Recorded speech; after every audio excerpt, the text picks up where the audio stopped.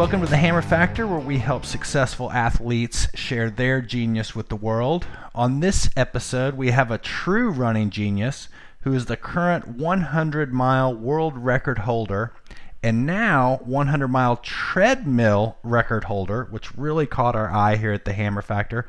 Welcome to the show, Zach Bitter. Hey, yeah, thanks for having me on, John.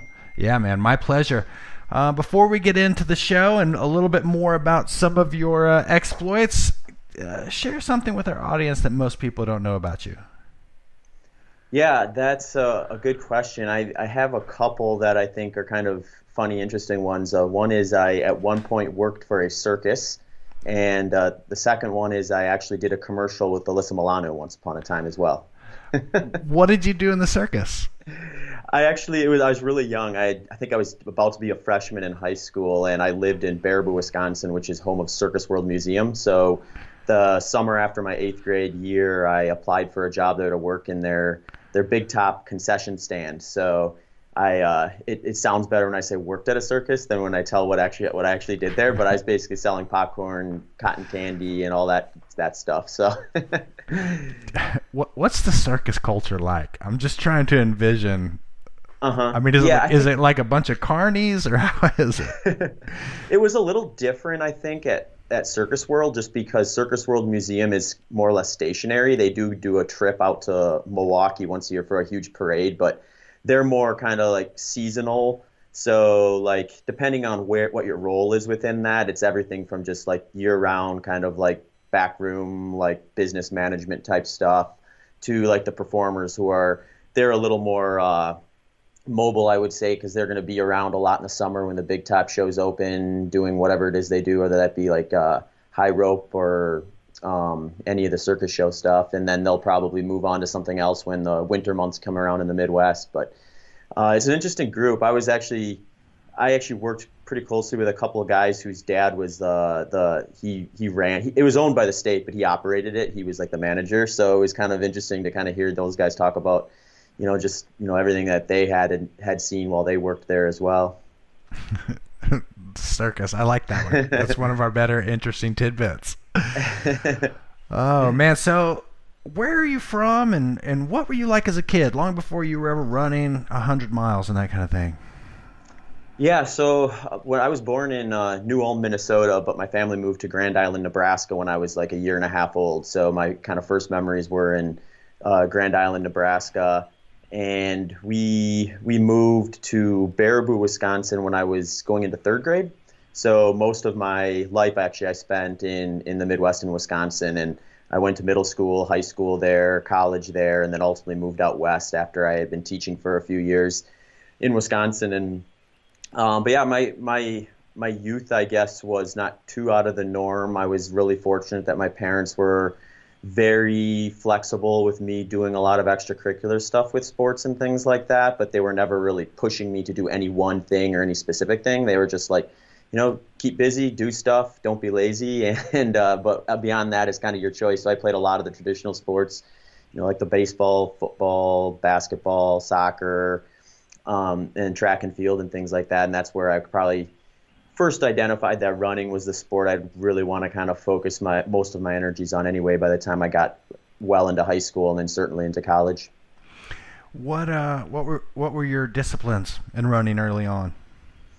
Yeah, in high school it's kind of self-determined a bit. If you're a distance person like I was, you're basically going to be doing like the 1600 and the 3200 in track, and then cross country in Wisconsin's 5K across the board. So those are kind of like the three go-tos if you're a distance runner. And I definitely skewed to the longer distance stuff. When I got into college, that kind of branches out a little bit, and then it's basically 5K to 10K range, where I would do a lot of 5K, 10K stuff in track, and then 8K for cross country.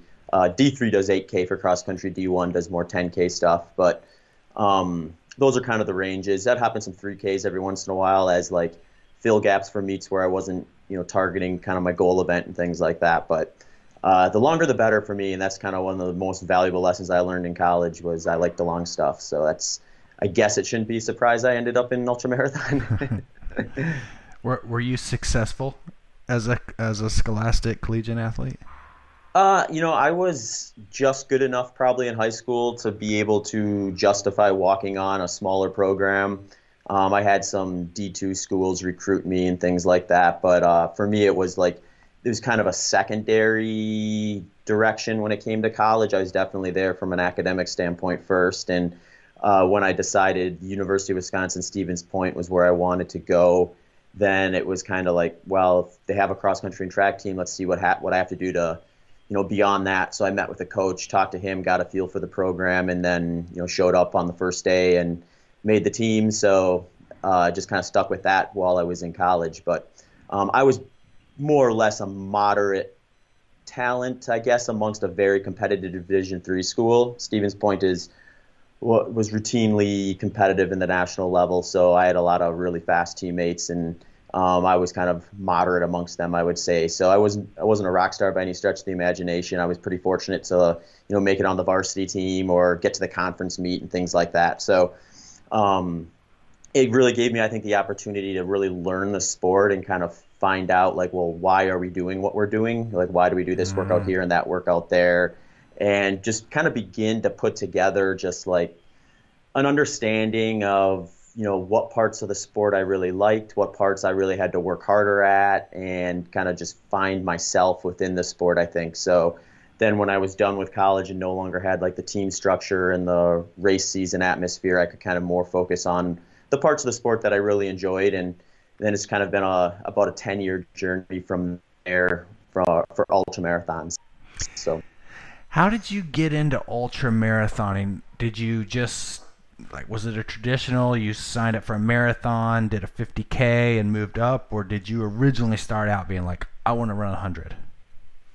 Yeah, no, it wasn't quite as clear as that. I think the first time I ever even heard of an ultra marathon, I believe it was my senior year in high school. My track coach, who was probably the first person I had met that actually both understood and participated in the sport of running in a way that was like really like deep to him personally as well. So he had just a lot of knowledge compared to me about the ins and outs of just the sport in general, as much as he did just the methodology behind training for it. And he was telling me about this guy who had run, like, I think at the time it was like 262 consecutive miles without stopping, and was going to try to do 300. And that was the first time I ever heard of that. I remember thinking, wow, that's nuts that people just go and run that far for the sake of running that far. And it got me kind of interested enough where I kept it in the back of my mind. I never really thought too much about it for a couple of years after that. But then when I was in college, I actually read the book about that guy. His name is Dean Karnazes, who's more or less pretty recognizable within the sport of ultramarathon at this point. So I read his book, and that kind of filled me in a little more about the sport as a whole, just kind of getting his perspective on everything. And at that point, I want to say I was probably a junior in college or somewhere around there when I read that book. And then I decided, okay, I'm going to do an ultramarathon someday. But at the time, I think I would have been like 20, 21. So I was like, well, I'll wait till I'm like 30. I'll just exhaust my abilities in like 5K, 10K, marathon, and that sort of stuff. And then maybe I'll try out some ultramarathons. But as fate would have it, I was looking for a marathon to jump into in the fall of 2010 and came across a 50-miler that was only about an hour from where I lived. And I didn't even know there were ultramarathons in Wisconsin at the time. So I was surprised to see it there. And I thought, well, I was actually going back to grad school that following fall semester. So this particular race had a prize purse on it. I was like, well, if I could win that, that will help pay for some of these graduate credits.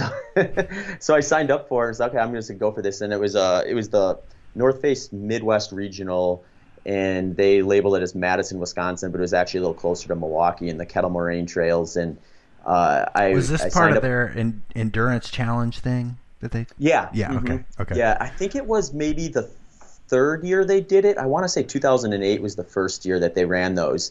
So it was still relatively new, but it was one of the first kind of like race series that went kind of mainstream in the U.S., whereas a lot of the ultramarathon scene at that time was still kind of individual events. There were some very big iconic ones like Western States, Leadville, Badwater, Vermont, and some of these big kind of ones that have been around for a while. But the North Face Endurance Challenge was one of the first that I remember having like distinct regional championships and then also their national championship in San Francisco. So it was kind of cool to have that as be one of my first ones to do. And, it went well. I won it. So I think at that point, coming from the perspective of, well, if I have a really good day at like a relatively small local marathon, I might get in the top 3 or something like that. Or in college, like, if I'm in the, if I'm just on varsity, I'm happy kind of a mindset to winning was definitely a little bit of a pull. Oh, cool. to want to kind of explore that sport a little more. So I actually waited a whole year to do another one. But after that, in 2011, I was hooked completely, and I haven't really specified for anything but ultramarathon since then. So what do you think your key to success? So you went from, what was your longest distance that you had raced before that? I'd done a few marathons with not a whole lot of structure, just a lot of volume and training. And then I had done about a 30-mile training run before that 50-miler. So from a race standpoint, I almost doubled the distance I was going, which was kind of a bit of a theme when I did my first 100-miler. The furthest I'd run was 50 miles. I think what makes ultramarathoning kind of interesting is just when you're, especially in the early stages, there's a lot of unknown. And part of the appeal or the draw is like, well, what is it like to run 100 miles when you've never gone more than 50 before? Or what is it like to run 50 miles when 30 is the furthest you had gone previously? So that was kind of an interesting draw to me too, was just that exploration of just like, how far can I go? Or once you've kind of done it once, how fast can I go now that I kind of know the ins and outs of it a little better? But yeah, it's an interesting sport. And it's one of those where I think, I know I was included in this, and you hear about some of this stuff. Your first thought is, well, I'll never do that. That's crazy. Then you do one, and then it's like kind of a slippery slope where first there's a 50K or a 50-mile, and then, now I'm going to do a 100K. Now I'm going to do a 100-mile. Now there's like 200-mile races, 6-day events, and things like that. So it's just such a wide range of different options within the sport that I think it has a lot of potential to invite in a variety of different kind of endeavors. When you did that first race, what do you think looking back, what do you think were kind of your keys to the win there? What do you think got you to number one? Yeah, I think just with that event and ultramarathon in general, I've been I guess if you want to look at kind of what some of my strengths are within the sport, I think I'm just able to tolerate a pretty high amount of training volume without getting hurt or without burning out or feeling like it's kind of crossing that line where the negatives outweigh the positives of adding more. I'll routinely hit 150-mile training weeks when I'm kind of peaking for an event. And there's a lot of folks that, they just won't be able to do that. That'll either be too much and they'll burn out, or that'll be too much and they'll get injured. So I can sometimes, I think, close the talent gap a little bit by being able to kind of out-train to a degree. Interesting. There's definitely guys and gals in the sport who can do that kind of volume and then sometimes even more. So I'm not alone in that, but I think it definitely helps. And I definitely recognize that. I had friends and teammates in college where, if they were training anywhere even near a 100-mile training week, it was basically a recipe for an injury. And it just seemed like if they tempted fate, it was not worth the risk. So for me, it was like I felt like I could just keep pushing that further and further without necessarily feeling like it was negatively impacting me, and I was seeing the progress from it too. So I would probably fall into the category of like a high volume responder in terms of an endurance athlete. So that's probably been a strength that skews more towards ultramarathon than it would for some of the more traditional distances. Do you think would you credit that to just simple genetics, your style of running, an intensity load? Do you sleep a lot? Is there any pattern or reason you think that you can handle that kind of volume versus other people? Yeah, I think some of it's probably genetics to a degree, because like I built myself into high volume fairly early in my kind of collegiate career and then continued that afterwards. So like I've gone through a variety of different kind of training programs and couple different nutritional strategies all in the context of a high volume training program, and I've never really been a risk of injury. I did notice earlier in my ultra career that I wasn't responding quite as positively to some of the rigors of racing frequently and training high volume when I was following a more traditional high carbohydrate diet, and I actually switched to a high fat, low carb diet in the end of 2011, and that seemed to really help things like sleep for me and help things like recovery for me personally. So I think some of it also has to do with just being able to understand what's going to work for me versus what's maybe more mainstream or what works for the average person.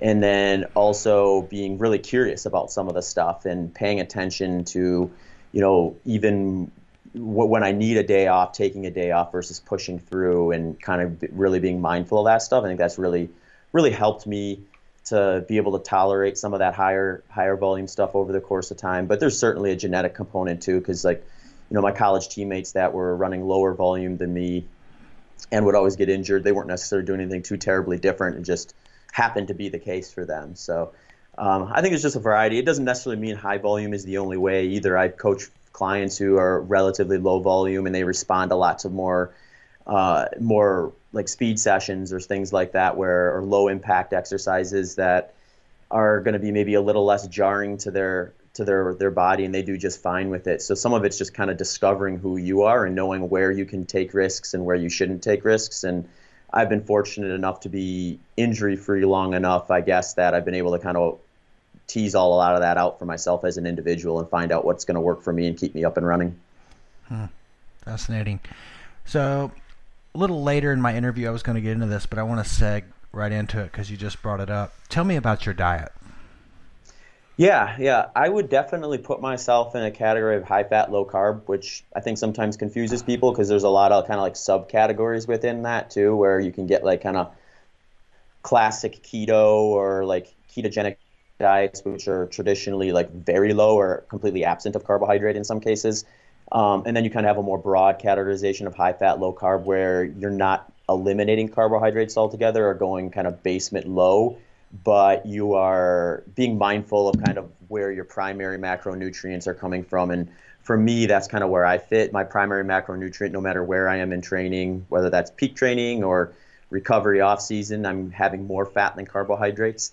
The question for me is always just how much carbohydrate do I want to bring back from a performance standpoint.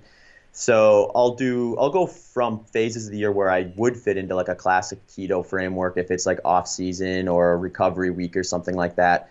But when I'm in peak training and really focusing on building volume and intensity, I'll bring my carbohydrates back up to like usually anywhere between 10 to 20%, and rarely, but sometimes up to 30% of my intake. So it's not a tool I've necessarily disposed of, so to speak. I don't demonize carbohydrates, but I just use them maybe a little differently than you'd see in a standard endurance protocol, where it's going to make up the foundation of the diet and be upwards of 60, maybe even up to 80% of the intake.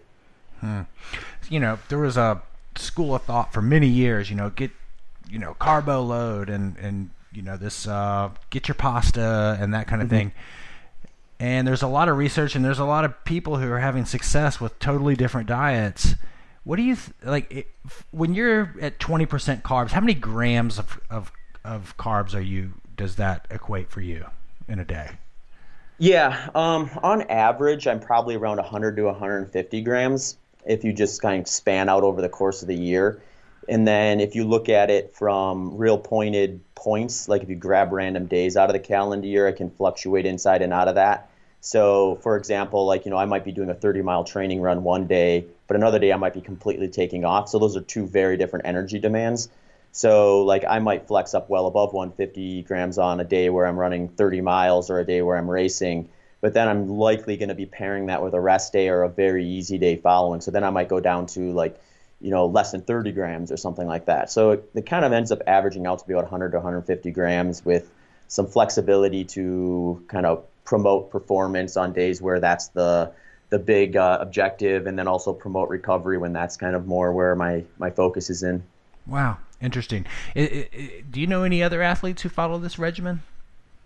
Yeah, it's gotten a lot more popular within the extreme endurance sport, the ultramarathon stuff, and I think that just makes sense. When you look at race day intensity for an ultramarathon, and kind of the big one in North America is the 100-miler, where a lot of people are trying to kind of fine-tune that distance, or they're working towards that distance. I mean, the intensity is just very low relative to, say, like a 5K, a 10K, or even a marathon. So that opens up a lot of windows, I think, in terms of how you can fuel for that. When your intensity is that much lower, you can lean on the more oxygen expensive metabolic process of burning fat, which I think is a huge tool to have if you're talking about a sport where, digestive issues can be, as frequent as 60% of the time is where I think they put it, the most recent position paper. So one of the biggest kind of variables that 100-mile ultramarathon runners are trying to kind of juggle is, how do I take in enough energy to defend muscle glycogen so I have the energy at the end to kind of run fast in versus fade away. And how you do that is, there's different ways to do that. So I think the way I do it is one way where I get relatively fat adapted, or I skew my body's ability to oxidize fat at a higher rate so that it's easier for me to defend glycogen on race day, because I just don't need to take in as much in order to do that. Whereas you could have someone who's following a high carbohydrate diet, they're going to have to take in a lot more exogenous carbohydrate on race day in order to do that same task of defend their glycogen. So sometimes it just comes down to, how do you perform with those type of fueling strategies? So, I mean, there's no shortage of folks in the sport who can, put away upwards of 400, sometimes 500 calories an hour. And, if you got a gut like that, then as long as that's working, you can probably sail pretty smoothly on a high carbohydrate diet, or kind of train your gut to be able to do that. Then there's guys that it just doesn't work for. I'm one of them. So, for me, I can't even imagine trying to force 400 or 500 calories an hour down during the course of an ultra marathon. So I'm targeting closer to like maybe 40 to at most 50 grams an hour, so around 200 calories an hour. So that's kind of where I put my ceiling, where I can basically guarantee I'm not going to have any major digestive issues. So if I can keep it at or below that, then I can really control that variable. So then it just becomes a question of, does that defend my muscle glycogen? And if I'm following a high carbohydrate diet, it's getting a little iffy if I'm going to be able to defend muscle glycogen at that lower fueling average, versus if I skew my carbs down, to where fat's the primary macronutrient, I'm pushing that needle a little further over on fat oxidation, and then I can defend my muscle glycogen through that, as well as the smaller amounts of exogenous carbohydrates I would take in on race day. There's other guys in there, like some of the bigger names is Jeff Browning. He's actually just a really interesting guy in general. He's almost 50, and he's had a string of success at the Western States 100, which is the most competitive 100-miler in North America, and likely the second most competitive in the world, behind maybe UTMB out in Europe. And he's been third, fourth, fifth, and I think eighth there for the last 4 years. This year got canceled, but his from 45, 46, 47, and 48, he's been in the top 10 at that event, with his highest third place at what most people consider a relatively older age to be up in those positions. And he follows a very similar diet to me. And he's interesting to me because since he's older, he's tried a lot of other stuff. He had raced, like, I think he had done 1,500 milers before he switched to a high-fat, low-carb diet. And he basically did it just because he was noticing all sorts of different issues that he couldn't seem to clear up, kind of doing the standard protocol. And when he switched, it was like, for him, he responded very, very quickly. So for him, it was a no-brainer. And he's a guy I always point to, where it's like, especially when I'm talking to folks, I try not to like talk people into doing my nutritional approach. I try to just provide information and let them decide where they want to start from. And what a lot of times ends up happening with some of these people who find themselves doing better with a high-fat, low-carb diet is they've tried the moderate to high carbohydrate diet, and it either worked for them for a while. I put myself in that category, and then it stopped working for them. So they needed to make a change if they wanted to kind of continue on. And usually when you kind of just explain it the way I typically do, then if they're curious enough to want to try it, they reach out or they do some research of their own and kind of play around with it. But I really like it because it's just one more kind of thing to play around with, and one more element of the sport that I think makes things a little bit intriguing is this nutrition side of things. Man, I'm right there with you on the intriguing part. So in this high-fat diet and kind of the way that you have, obviously I can tell you've spent a good deal of time thinking about it just listening to you. How are you getting these fat calories? What foods are you getting them from? Yeah, I'm doing I've done a variety of different things. I've been doing it almost 9 years now, so I've had a chance. Once I'd been doing it for about a year and a half to 2 years, I had really what I would consider like a pretty good template of what I thought worked well for me in terms of fluctuating my carbohydrate intake, where I nailed down like, okay, during this phase of the season, I'll target this kind of amount of carbohydrate. During this phase of the season, I'll target this much, and found kind of my personal roadmap that works really well for me. And then it was just like, well, now that I kind of know those macronutrient ratios that I want to be focusing on, now what do they make up? So I've tried a variety of different things over the course of my career. I've tried like mostly plant-based. I've never done strict vegan by any stretch, but I've tried mostly plant-based. I've tried mostly like animal product-based.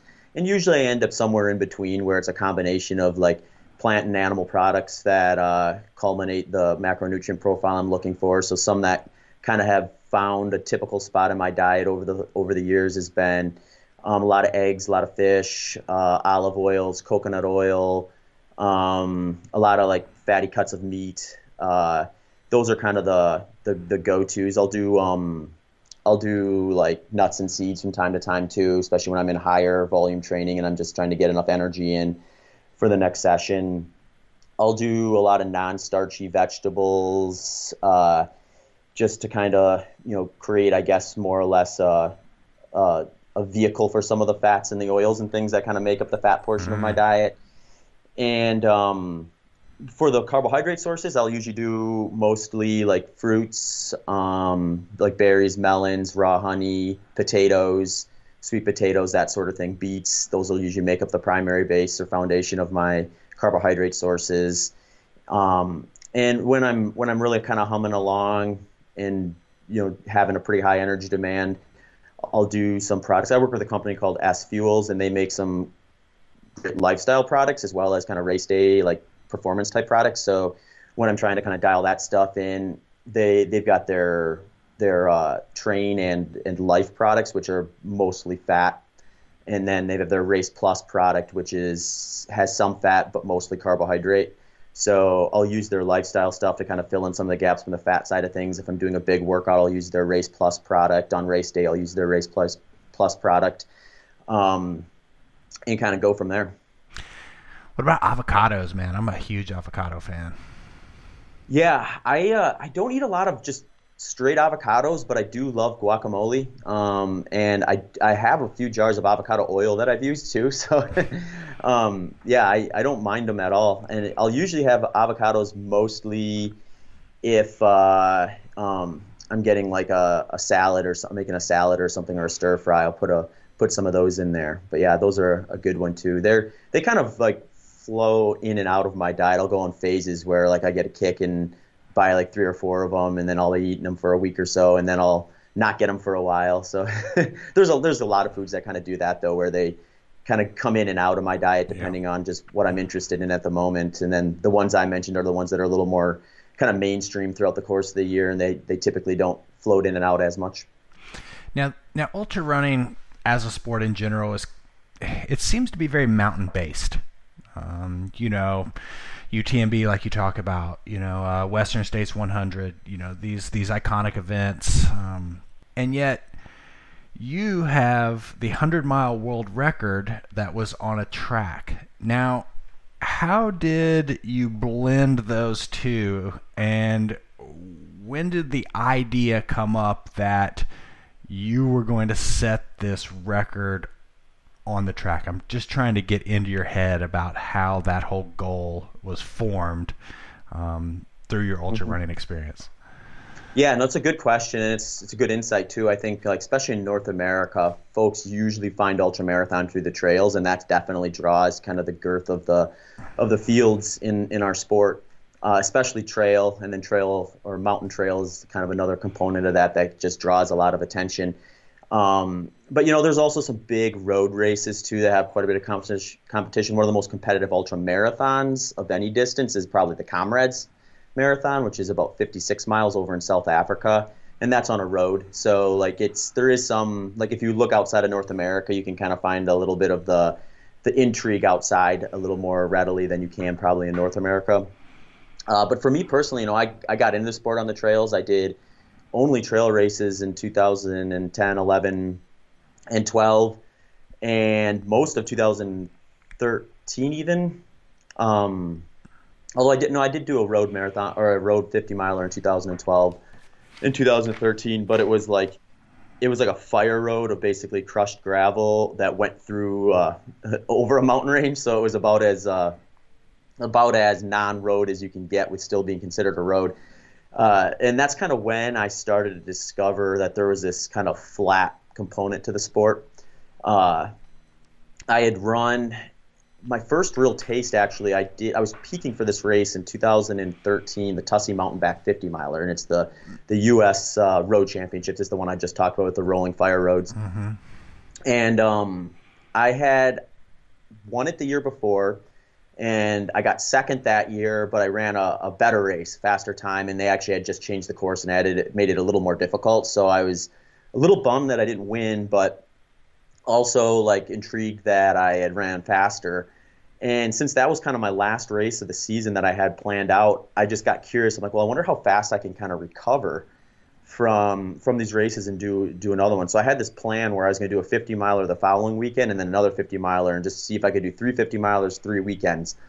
And when I got kind of midway through that first week between the first and second one, I was feeling so good that I decided to take that middle one off the calendar and just like stay fresh for that third one and give myself 2 weeks, or it ended up being about 13 days because I think Tussey was a Sunday and the Chicago Lakefront, which was that last one, was on a Saturday. So I just kind of more or less stayed a little more fresh for that third one, which ended up being the second one, I guess, and went and ran 5 hours and 12 minutes and 36 seconds there, which was fastest 50 miler time in the country for that year. And still a ways off what the world record was at the time. I think the world record was like 450 thereabouts. So it was a far shot from that, but I was super intrigued because I had given myself 13 days recovery after it was supposed to be my A race for the year. And I felt like I had a better race there. And the thing that kind of rung in my head from that was, well, this was a pancake flat paved course. That is so fast, dude. That is just so, like, it's just boggling my mind to just, anyway, I'm sorry to interrupt. Go ahead. No, that's fine. But yeah, so it's, I think that was my first experience where I recognized how important specificity of training really is, in the sense that, like, here we have this sport where there is such a variety of terrains. You can go from like 20% inclines up mountains at 10,000 feet to, sea level flat road races or 400-meter track races, and then everything in between. And what I recognized at Chicago Lakefront in 2013 was, I've been running a lot of flat roads my whole life, basically. Living in Wisconsin, I didn't get out on the trails too that often, and when I did, they weren't steep, like 2-3 mile continuous climbs. They were small little, like a couple 100-foot hills that you go up and down at best. So it really clicked with me. Like, if I really wanted to nail a race and feel like I maximized my potential, I had to train for the terrain I was going to race in. So after that race, I got invited to the Desert Solstice Track Invitational here in Phoenix, Arizona. And this guy, John Olson, had just become the first American to break 12 hours in 100 miles. He ran 11:59. And I remember going in after I accepted the invitation to that event thinking, well, if I run a 5:12 for 50 miles, surely I can run like a 5:45 for the first 50. And then if I can just eke out like a 6:13 for the second 50 miles, then I'll squeak under his American record. So in my mind, it made perfect sense. It was like, well, why wouldn't I be able to do that? Which was probably a little naive, but it was probably good at the time too, because I had justified my reason for being there, and I justified my reason for pacing myself the way I did that day. And I ended up running 11 hours and 47 minutes and breaking that American record. So that was like my first big finish, I guess, in terms of the sport as a whole, that kind of got me more national and some international attention. And it also, similar to the 50 miler, highlighted like the specificity aspect of the sport. So what year was that was 2013 in December. Okay. So after that race, I basically kind of set a goal for myself just to see like, well, how fast can I run 100 miles when there's very few obstacles in the way other than just the running aspect of it. So this whole concept of being on a 400-meter track was appealing to me because you just eliminate so many logistics from like fueling standpoint, crew standpoint. You basically have whatever you want whenever you have it. You just have to be able to get over the monotony of that loop, or just like the never changing atmosphere of running on a 400-meter track. And that didn't seem to bother me too much. I didn't seem to get too discouraged by that, and I didn't seem to get overly destroyed by the frequent turning either. So for me, it made sense to kind of target that type of an event as part of my calendar year going forward, and see how kind of fast I could bring my 100-mile time down to. So, man, so you go out, and are you by yourself? Do you have like a crew of people with you when you're going to go set the 100-mile world record? Just kind of describe the day that you threw down an 11-hour, 19-minute. I mean, it's just hard for me to believe. It's hard for me to fathom going that fast for that long. So just kind of walk us through that day. Yeah. I think when I look back at that performance, it's like I almost needed every other 100-miler on a track I've done to kind of really put myself in a position to have the tools from a mental standpoint to really execute the way I did. So I definitely leaned on a lot of experience from the previous almost 6 years of kind of trying to target that type of a performance. But, I went into the event actually, I was pretty confident based on my last 4 or 5 weeks of training that I was in a position where if I had a good day, I could break the world record for 100 miles. But it was also, I was a little, I wouldn't say worried, but I was also aware that I had a relatively fast turnaround from spending the first half of the year essentially out on kind of steeper technical trails preparing for the San Diego 100-mile. And I had actually chopped off part of my training buildup for this particular race because it was just an opportunity I didn't want to pass up on being in the Pettit Center, which is an Olympic training facility they keep indoors, and they keep it at like 60 degrees because it's got a speed skating rink and ice skating rink in there. So it was just a really nice setup. And had I not had that really good build-up leading in, I don't know how confident I would have been to go after the world record that day. But as it ended up playing out, I had the confidence to kind of put myself at a pace that I felt was fast enough to put me in good position, but not so fast that I would kind of blow up at the end. And I just kind of determined whenever I do a 400-meter, or this track was a little longer than 400. I think it was like 430 some odd meters, if I remember right, or 440 something. And, so what I do for those is I look at what I want for a finishing time. I'll subtract usually about 5 or 6 minutes, just because I know I'm going to stop to use the bathroom probably 2-3 times if I'm having a really good day. And then just calculate what my splits will be for miles, calculate what my splits I want for the loop for each little lap, so then I can kind of spot check along the way. So I was the early miles are sometimes a little nerve-wracking because you just know you have a long day coming ahead of you, and you're running at a pretty low effort compared to what you can do because you're saving yourself. And I want to say when I got around 40 miles, things had gone pretty smooth through about 30. When I started approaching 40, I started getting a little worried because I started falling out of my lap split range a little bit. And I actually asked myself, like, if I for a minute, I considered, like, okay, maybe I just don't quite have it today. And I considered, like, just kind of scaling back and settling for a slower lap split and, just to save myself for a race down the road if I wasn't going to have a really good day that day.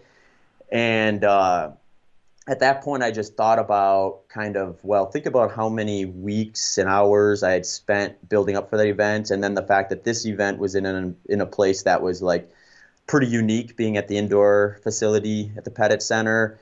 And I just told myself, well, this type of opportunity isn't going to present itself every year or all that often, so I should probably stick it out for a little longer and just see if I can get back in range. And so I just said, okay, I'm just going to do a couple laps, get back in range, see how that feels, and if I get some momentum, kind of carry it. And so I did that, and I got back in the range I was trying to target. And what's that mile pace at this point? Let's see. I think it was about 650 or so, somewhere right around there. Okay, so 40 miles in, you're running 650 miles. Yeah, okay. Mm-hmm. That's about what I had averaged. So when I was at 40, I actually started doing. You find weird things to do with your time when you're on a track like that. So sometimes I'll look at my pace and I'll start kind of extrapolating forward and think, like, oh, where will I be at 50? Where will I be at 100K? Where will I be at here if I just maintain, or if I slow down a little bit, or if I speed up? So you can kind of get get an idea of what would be a good benchmark versus a bad and a really good benchmark going forward. So I did that at 40. By the time I got to 50, I was pretty close to on pace, maybe a little faster than what I calculated at 40. And then when I got to 100K, I got there maybe like 5 minutes quicker than I had planned back at 40. So I basically started kind of like gaining momentum through that kind of middle section. And that's kind of I like to point that out because they're so easy to either let your mind spiral negatively, but it will also spiral positively if you let it or if you focus on it. Yeah, so like, I mean, I was one decision away from basically letting it go the wrong direction. And then, I mean, who knows what would have happened that day had I done that versus kind of just, okay, let's just give it a couple more laps and see if momentum turns. And, it did. And when I got to 100K, the excitement of getting there like 5 minutes ahead, I think I came through in like 7 hours and 2 minutes, if I remember right. And I had predicted 7:07 or 7:08, I think, when I was at 40. And so that gave me a lot of like excitement. So I'm like, okay, I'm gaining momentum here. And that was also kind of motivating for me because I came through 50 at 5:40, which if you just double is 11:20. The world record at the time was 11:28. So when I got to 100K and I had been speeding up, I was like, okay, so now I'm really in a good position here to be on pace to break the world record. And I was still a little nervous at that point in time though, because in 2015 I did a 100-miler in 11 hours and 40 minutes, and I had come through 80 miles at that race on pace for the world record. I had to average 7-minute pace for the last 20 miles, and the current world record pace was a 6:52 and a half, I think. So I was actually could run slower than world record pace for the last 20 miles and still get it. And I was just like, the wheels were just coming off, and I could hardly average 7:30 pace for that last 20. So I let it slip away. I broke my American record, which was cool, but I felt like I kind of missed an opportunity that day. So I knew what could happen at mile 80. So when I wasn't too, I was trying to not get too anxious, I guess, or too ahead of myself even at 100K. But the momentum of getting there early was enough to kind of carry me to around 68, 70 miles. And at that point in the race, I really kind of learned something that works really well for me in training that I hadn't done as much of historically, or if I had, I didn't really necessarily lean on it as much as I did for this day. But it's just this idea where when I do my long runs leading in, I always pretend like I'm at that point in a race. So if I have a 30-mile long run scheduled for Saturday, when I start that long run, I pretend like I'm at mile 70 of a 100-miler and just like visualize what it's like to do that last 30 miles. And I did that probably 6 or 7 times maybe leading into the race. So then when I got to my longest long run for this particular event was 32 and a half miles. So when I got to about 68, I just kind of did a little bit of a self-assessment and asked myself, well, can you do one more long run? And my answer was yes. So at that point, I kind of switched focus from, okay, I'm out here to run 100 miles or 12 hours today to I just got to do one more long run, which I've done tons of in the past. I had a way better point of reference for that than I did, the handful of times I've been on a track for an ultra marathon. So that kind of allowed me to, I think, really kind of believe that I could kind of keep the momentum going there. So then when I hit 80, it kind of went from less fear of what had happened in 2015 at mile 80 to more of a mindset of it's been almost 4 years since I was at that point, and now I have a chance to kind of do it, make it happen differently this time. So when I got to 80 at the Pettit Center, I was just motivated to see how fast I could run that last 20 miles and kind of fix what I messed up in 2015. And I was running some of my fastest miles at the end of that race. So I ended up negative splitting the day. I remember in like a 5:38 for the second 50 miles, and the first was a 5:40 and some change. So that was also the first 100-miler I'd ever negative split. It was like probably the cleanest race I've ever had in terms of just having everything go well logistically from a fueling, a hydration standpoint, minimal stoppages. I think I stopped 3 times for maybe a total of about 4 minutes. So like everything just kind of clicked. So that was pretty motivating to kind of piece that one together, and also just learn that like if you get to 50, it's not a guarantee that you're going to run slower the second 50 miles. You have to kind of believe that there's a potential to run faster the second half. And I think that's just a huge psychological thing. I think in the past sometimes like I'd get to 50 or midway through a 100-miler, and I would think it's inevitable that I'm going to slow down. The question isn't if, the question is how much. And when you come through halfway at like 540 and you know in your mind you're going to run slower the second 50, you're on razor's edge. So I think that's just a bad place to put yourself mentally. Whereas this time I didn't really think about that too much. I just thought about like, let's get this next little benchmark done and then keep going from there. And before you know it, you're at a point where you can kind of wrap your head around what's left. And then it's just, keep on doing what's been working and lean on your training and lean on how much work you've put in to get yourself there in the first place and see what can happen at the end. That's amazing. Fastest mile I've ever ran is 5:33. That's moving. What a perspective shift. That is amazing, man. Congratulations on that one. Thanks. Who's counting your laps and scoring this when you do an event like this? Yeah, most of these events that are like kind of short loop like this, they'll set up timing mats so that every time you finish a lap, it'll like calculate your splits. It'll give you your average pace, your total time, that lap time, the mile time, and all that stuff. So a lot of the events now, they'll put those out there and they'll have like a huge TV screen where you can you cross the mat and like maybe 15 meters later, you go by a screen where your name pops up and it says how fast that lap was. So you have like unlimited amounts or access to information if you want it. Right. That's how they keep track of it, though. So let's transition over to this treadmill 100-mile world record, which were you worried you were going to run out of oxygen in the room? Yeah, one of the hardest things with that was kind of what we talked about in the beginning was there's like this kind of desire or this curiosity about doing something you've never done before, and some of that's the draw. And I would definitely put this treadmill event kind of in that category because, I'd run on the 100-mile distance enough to know kind of what to expect. But there's differences on a treadmill than there are on a track or on a trail and all this stuff. So I'd never run more than 30 miles on a treadmill coming in. So I knew there was going to be a lot of just kind of figuring things out as they went along. And then there was also the aspect that the reason I was on the treadmill in the first place was because of all the sheltering in place and race cancellations from the COVID-19 pandemic. So, I was kind of part athlete, part event planner. And, so there's like you kind of have two different roles on a situation like that when it's like someone else's race that they take care of all that stuff. And then you just show up and see what you got on the day. So, it was interesting to kind of do that. And then there's also like, just like, you never know like what could happen. Like if your treadmill breaks or there's a power outage or something like that. And you don't want to get to mile 80 and then have that kind of ruin the experience. So I didn't even think about that. Yeah. So there's a couple things that with 100-milers in general, I usually go in with the mindset that something is going to happen that I don't expect or haven't planned for. And I have to be ready to respond to that and just basically minimize the damage it can create. So like the two things at this particular event that kind of popped up that I wasn't necessarily planning on was we had an air conditioner, a fan, we had video recording equipment, we had two treadmills set up in this room kind of on the corner of our house. And we were actually running too much power through that room. And the screens on the treadmill would time out because of it.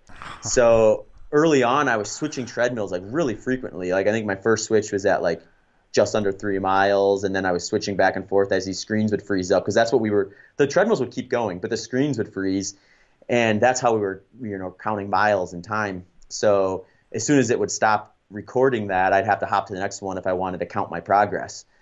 So eventually we figured out that it wasn't the treadmills that were malfunctioning, it was the power to the room. So we ran an extension cord across the other side of the house and plugged them over there, and after that it was smooth sailing from a logistics standpoint. But the other thing was I just really undervalued how much fluid I was going to need on there because I thought with bringing the thermostat down in the house as far as I could and then putting a individual air conditioner room and some fans, I could bring the temp down low enough that it would be fairly close to my fueling and my hydration plan from the Pettit Center, but it just wasn't the reality. And I got behind on fluids probably pretty early, like maybe 2 hours in, and then had to play a little bit of catch up for 2 or 3 hours before I started to feel like I was kind of back on track with that. So those were kind of the two things I had to like kind of navigate that I didn't anticipate going in. Um, and that if I had to do another one, I would definitely account for a little better. But it was a lot of fun to do it. It was kind of a unique experience. I think I'd been watching some of these guys like Dave Proctor, who had the record before, and Jacob Huzi, who has the 50-mile world best. He averaged sub 6 minute pace for 50 miles on a treadmill at an expo a few years back. So like I was aware that these records were out there. So when my 100-mile goal race for April got canceled, I thought, well, I'm far enough into the training block that I would like to leverage this fitness if I can get something put together. And I was fortunate enough that NordiTrack wanted to help out with it, and some of my other sponsors like S Fuels and Ultra Footwear wanted to help out with like the marketing side of things too, and ultimately turned it into more than just essentially the running equivalent of watching paint dry, which would be a live stream of me on a treadmill. And we ended up bringing in almost 30 people, from hosts to guest speakers and things like that. We had we had Courtney DeWalter, who is fairly unarguably the best female ultra runner on the planet, and Bert Kreischer, who's one of the top comedians in the U.S. right now, come on the live stream and share some of their insights and stories with anyone who's watching along. So it was a fun event to kind of plan and put together, and I felt like a good use of my energy given the situation. Oh man! So you're on this. What was your time, by the way, on the treadmill? 12 hours, 9 minutes, and 15 seconds. Man, and is NordiTrack, how do you calibrate this treadmill? Yeah, so for me, for this, like when I first planned it, I had a NordiTrack treadmill that I'll just use from time to time in training. And when I reached out to them, I just kind of told them, I'm going to be doing this with one of your machines. And, my original plan was just to live stream it, so I had documentation, and then, get that older treadmill calibrated.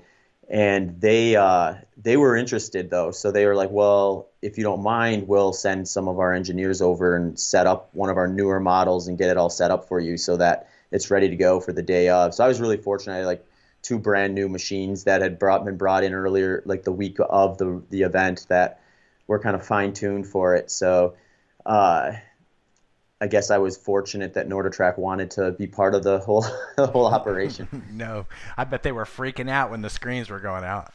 Yeah, because they don't know what's going on either. They're like, we've never seen this. Yeah, they're making phone calls. What's going on with this? Yeah, there's but it was it went as well as it could have, given the relative amount of uncertainty you have hosting an event at your own house versus having it at an expo or something where they're going to have everything kind of fine-tuned ahead of time, and some backup plans probably. We had more backup plans than most people chasing something like this in their house, because most people probably wouldn't have 2 treadmills set up like I did. But thankfully that was the case, so we were able to navigate any of my lack of foresight with the power situation. When I look at this, it seems like you would go faster on a treadmill for 100 miles because you don't have the wind resistance, and I don't know, it just seems like you would go faster. Why is it the opposite? Yeah, no, I agree. I think the treadmill is a faster environment on paper. I think like just the mechanics and the energy expenditure and the no turning, no moving out to lane 2 to go around somebody, anything like that. So I think it is, from just a purely physiological standpoint. Where I fell short of matching or bettering my fastest time, I think, was just the relative inexperience. So at the Pettit Center, I had done that type of event, I think, 6 times. So I really just knew what to expect, and I knew how to navigate like some of the lows a little better. I also like the treadmill stuff, the fluid balance, the hydration side of things. Like, if I could go back and fix that, I'm sure I would have shaved some time off. If I would have had the treadmill set up so I wouldn't have to switch as frequently, that would have helped to a degree as well. So there was just a lot more learning, I think, on this, and it's probably something I'd have to do. If I could do it like 2 or 3 more times, I think I could bring my time down quite a bit on the treadmill, just once I kind of learn that. But it's also just a different kind of psychological experience that I would have to learn how to overcome in a different way. Where when I'm on the track, I never feel like I want to be stopping in the sense that like I mean I want to stop, but if I'm focusing on the goal, it's not like it's a background noise for the most part. Whereas on the treadmill, there's like this weird kind of psychological thing going on where since you're setting it and responding to it, you almost feel like you've lost control, and that kind of eats away at you. So you want to be you just want to get off the machine like so badly after a certain point. You just hate that thing. Yeah, and it's almost like the way I describe it is it's like when you're in middle school and like one of the adults in your life tells you to do something, you want to do the opposite just because they told you to do it. It's like the same thing. It's like this machine's telling me I have to run a 650 mile and I don't want to run a 650 mile. So you can manipulate that a little bit or hack it by changing your speeds a lot, which is what I ended up doing. But there was also just a lot more stoppage. I stopped 3 times at the Pettit Center where I got off the treadmill, well over 10 times. So I lost a lot of time from non-moving time versus those two things. So I think it's just something I'd have to probably learn a little more and fine tune and go in with a little bit of a more treadmill specific build up leading in, because I also found out that I was going to do this after my race got canceled, which gave me maybe about 4 or 5 weeks of specific training. So I definitely spent some time on a treadmill with that time, but in an ideal world, I probably would have gotten a couple more back-to-back long runs in, really figured out just like the climate situation as to like how much fluid I would need in that environment versus the Pettit Center, as well as had the treadmill's extension cord set up before the event and kind of things like that. So some of it's just like I think that's probably the biggest thing. So I think actually like the shorter the race, the more advantageous a treadmill becomes, just because like you can eliminate some of that mental, like psychological eating away the sooner you can get off of it. So like to do a 50K or a 50 mile, I think maybe is relatively short enough where you can just kind of grind out and push through some of that. Whereas for 100 miles, at least for me, it was a little harder to do that. And that made me probably get off the machine a few more times than I would have liked to in an optimal situation. Man, good on you, dude. What a great COVID project, man. You know? Yeah, no, it felt like the right time to do it. And like I said, I was kind of familiar with some of the treadmill stuff, so I was interested in it. I just didn't really have a good spot to put it because there's so many events you can do, and it seems kind of like I don't want to say a wasted effort to hop on a treadmill for an ultra marathon. But it is. But yeah, relative to some of these iconic courses and other things I'm a little more interested in, probably it would be. But when there's nothing else available, I think the time is now, I guess. No, man, planning something like that, pulling it off, getting it all together and doing it, that's no small feat, man. Good on you, for real. Man, you've done so many different events, from mountain 100-milers to treadmill events to what's your favorite? What's been your favorite event? I really like the running aspect of ultramarathon versus like some of the courses where they require a heavy, if not primary, like hiking component to it. Like I get the draw from that sort of stuff. You get like these courses like the Hard Rock 100 where it's just super steep, like you're up in like 10,000 plus feet the whole day basically, and just pure mountain course. I don't really like to compete in those environments quite as much as maybe some people do. I like the running aspect, so for me, like the perfect medium is like a really runnable trail. Like we've got a race out here called the Javelina 100 that I love that course because it kind of blends where my skills are, but also gives you the kind of that trail feel or that outdoor environment kind of a feel as well. So if I had to pick a course or the type of course, I would say it's like, a relatively tame from a climbing and descending standpoint, runnable trail. And if I can get a loop, even better. Nice. What's your lowest moment been? I would probably say in 2015, miles 80 to 100 at Desert Solstice, even though I had a good day overall there, running 11 hours and 40 minutes. It was like just like the amount of just kind of pain and torture that last 20 miles was probably about as bad as it's gotten for me for races that I've stuck out for the entirety of. So that's probably like my lowest point in a race. Describe to me some of this pain. It was weird. It was like I got to 80. The race director told me you just need to average 7 flats for this last 20 miles and you'll break the world record. And I remember thinking, I looked at my splits. I'm like, well, I'm going slower than 7-minute pace, so I have to pick up. And I decided, okay, I'm going to give this one more go and see if I can get down. I ran maybe 1.5 miles at right around 7 and then just couldn't. So like it was like just this like kind of like more so than physically like painful. I would just say it was kind of just like mentally kind of like discouraging to kind of see that opportunity float away and just feel like you physically couldn't do anything about it. So that just sticks out in my mind for whatever reason, as kind of like a lower point that I haven't forgotten and likely won't, and I hope I don't, because it helps me now that I've gone through it and I can kind of use it as leverage to a degree in other events. But in general, just within the sport, since I've been doing it for almost 10 years now, one of my lowest stretches probably I've only had one significant injury since starting ultramarathon stuff. I've had some small things that just like a few days off kind of clears things up. But I had a stress fracture on my right sacral ala, which is basically your tailbone, back in early 2017. And that took me off the starting line of the Western States 100 that year. And I basically had to spend the whole middle of the year just kind of regaining fitness. And then once I kind of got back and started racing again, I didn't really feel like I nailed any races in 2017 or 2018. I had a good day at Tunnel Hill 100 mile at the end of 2018. And I had some kind of pretty decent B-level races where I wasn't necessarily aiming to like go all out at, but had pretty solid days.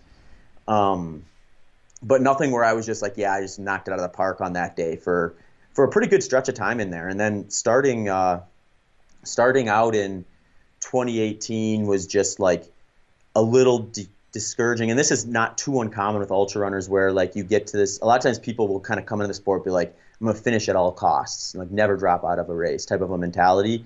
And then sometimes you get these like scenarios where then you drop out of one and you've kind of tasted that, and you know it's possible. Like it's not, you lose this mystique of like, I finish everything or I finish at all costs, and then it just gets a little more inviting. You find yourself probably pulling the plug maybe a little earlier than you would typically need to. So I had a few races where a couple of them were a little bit out of my control, where I went way off course, or and in other words, I took a spill and like banged up my knee, and then I ended up dropping out of that one. So like I had a string of races like that though, where it just felt like everything that could go wrong went wrong, and it was like 3 or 4 races in a row. So I feel like that was probably my lowest point from a career standpoint.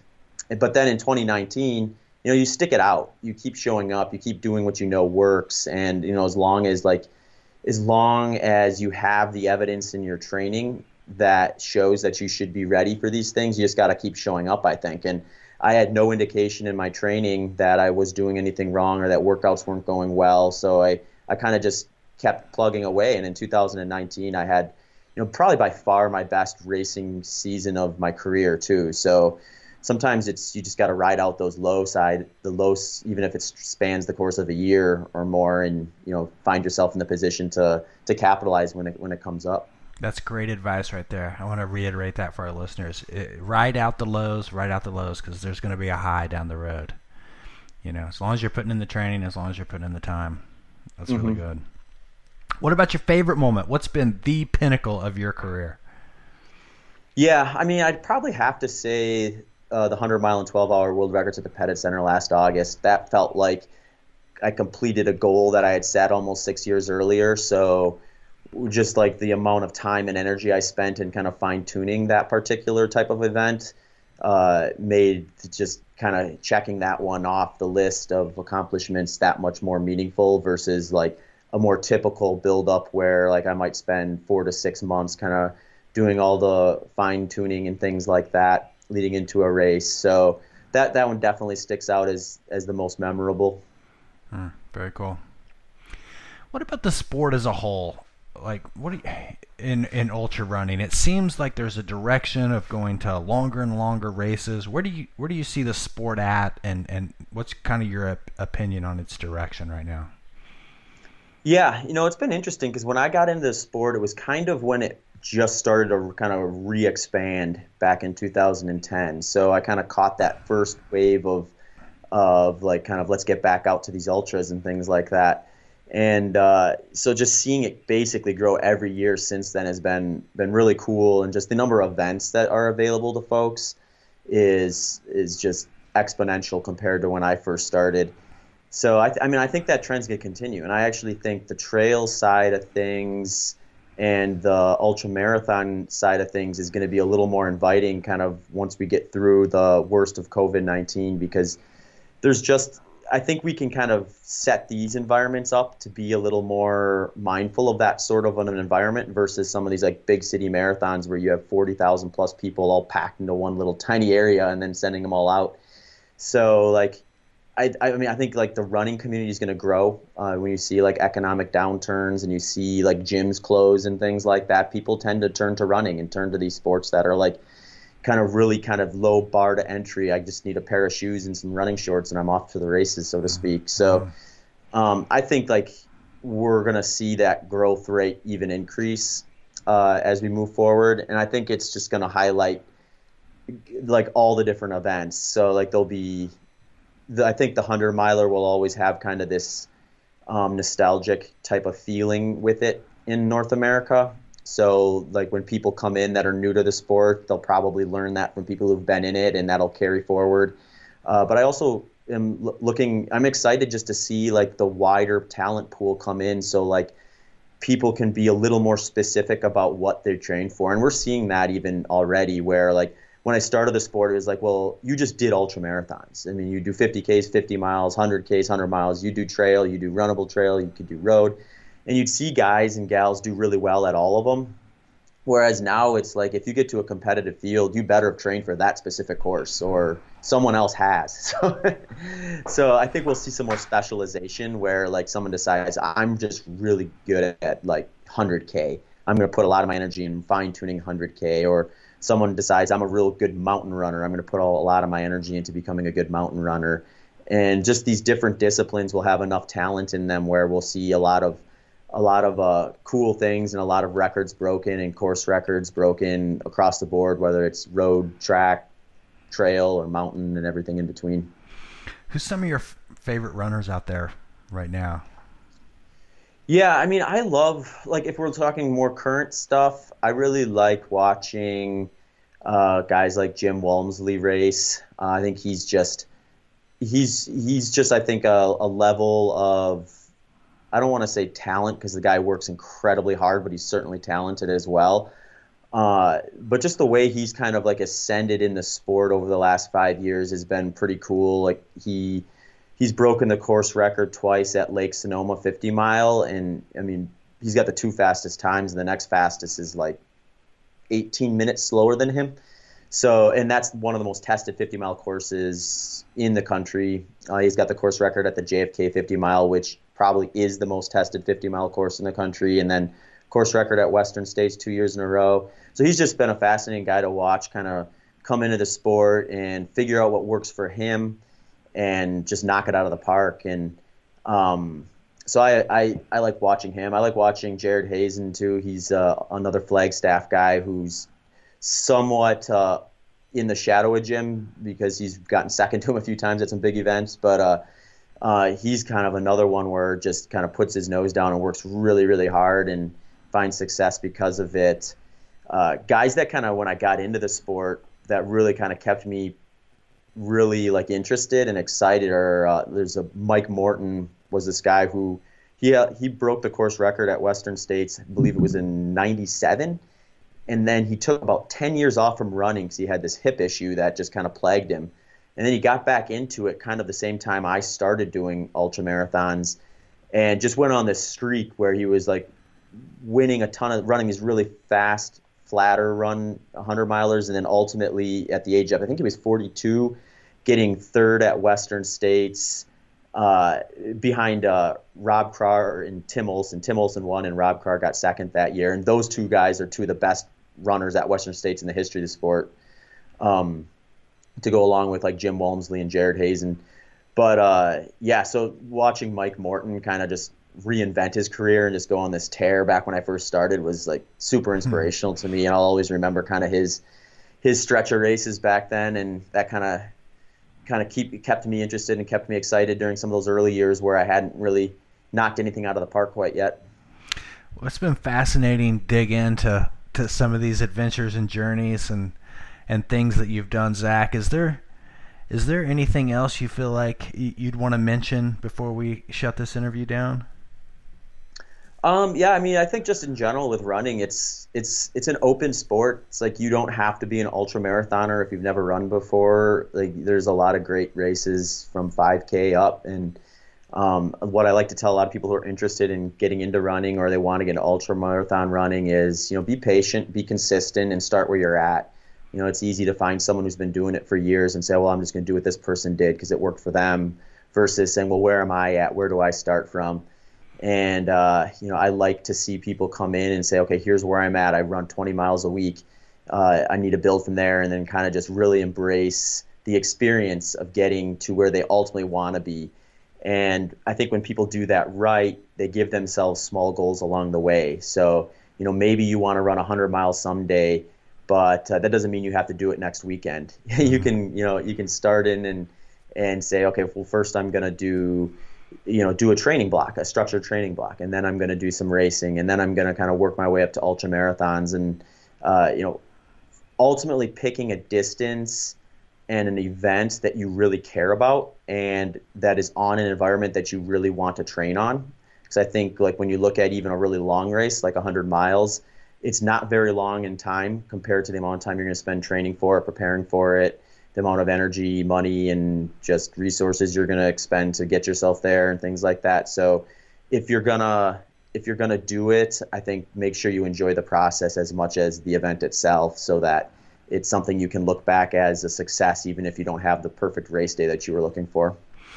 That's such a good point. And that's where you become a lifelong enthusiast. When you get to the point where you enjoy the process, and you always want to do good. You always want to perform well. But if you're enjoying the process, that is where the real magic is at. I mean, obviously you have to enjoy the process to accomplish the things that you've done in your career. Would you not agree? Yeah, the way I always look at it like that, I should be able to show up at a race and have a terrible day and still be happy I did the training for it. If I find myself in a position where I don't, then I need to change something. So, that mindset or that kind of compass has helped me a lot in my career, where I've gotten to points where it's like I just need to do something. I need to train for something different that I haven't trained before. I need to switch environments so that I'm actually excited about that. And when you're honest with yourself about that, I think that's when you end up giving yourself the runway to meet your potential and complete a goal that you had by sometimes even stepping away from it. What's your plans in the near future look like? Near future, I've been a little more, I guess, ginger about getting back into full training, just because there really hasn't been a whole lot of races popping back up on the schedule yet. So for me, it looks like it's just a good timeline to be a little more conservative, since I did have a really big racing year last year, and just making sure that when races do pop up, I'm ready to fresh enough to really start peaking for them and things like that. So I'm basically kind of going back to some of the basics right now, running a little lower volume, working on some speed work and things that are least specific to race day intensity itself, so that if I do have an opportunity to race this fall or winter, that I can just kind of redirect things into the more specific types of workouts that will prepare me for race day intensity in the second half of the year. But at this moment, I don't have any events on the schedule, other than next year I'm going to be doing the biggest project I've ever done by a long shot, which is a transcon project where you run from San Francisco to New York. So I'll be doing that to raise awareness and donations for a charity called Fight for the Forgotten. And that'll likely be in March next year. So that'll be if I don't race again this year because things don't pop back up for whatever reason, I'll just put more energy in getting ready for that. Very exciting. Where can our listeners follow you? Yeah, the easiest kind of one-stop spot is my website, which is zachbitter.com. I'm most active on Instagram and Twitter, and Instagram is @ZachBitter and Twitter is @ZBitter. Well, shut us down with some sponsor plugs, and we're going to have to get you back on the show before you attempt this cross-country mission. Yeah, no, thanks for having me on, John, and I'd love to come back on. For my main sponsors are Ultra Footwear, S Fuels, Purpose Apparel, Buff Headwear, and Koros Global Watches. And then if you're looking for any type of coaching, consulting stuff when it comes to running or endurance work, you can find that at my website at zachbitter.com. All right, there you go. Thanks for sharing your genius with us, Zach, and we will catch you on the other side. Yeah, take care, John. Thanks again for having me on.